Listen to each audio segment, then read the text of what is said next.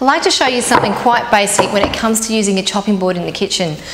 And I don't think many people know about it, but when you put a board on a smooth surface, it slips around and it's quite dangerous.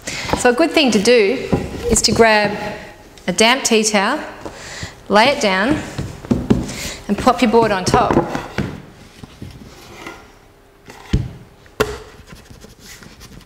And you'll have a secure chopping space that's really difficult to move.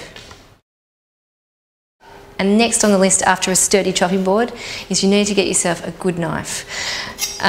This is one of my favourite knives. It doesn't have to be the longest knife in the world. I recommend you go into a shop, hold a few knives in your hand, see what feels good. Basically with knives you get what you pay for. So you need to invest a little bit of money in at least one knife that you can use every day in the kitchen. And the other thing you need to get is a good steel. Now I use a diamond steel. Some chefs are a fan of them, some aren't. I think it's a great way to keep your knife extra sharp quite quickly without having to use a stone regularly. And you can leave the stoning to the professionals and drop your knife off and get it sharpened.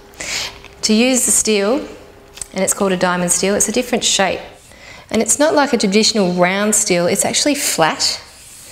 And to sharpen it or use it, you hold the steel horizontal and lift your knife up on a slight angle around 45 degrees and slide it down in a half moon movement or a half circle movement. And you do not need to do this quickly. You can start off doing it very slowly and sharpen your knife just as well. Obviously when you get better at it, you get like a chef, but starting off slowly is the way to go.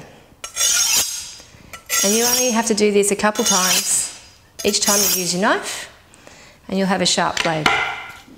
And once you've finished sharpening, just wipe the blade off on a tea towel, just to wipe off any residue, steel, from sharpening. I think these two things are probably the most essential things to have and do in the kitchen.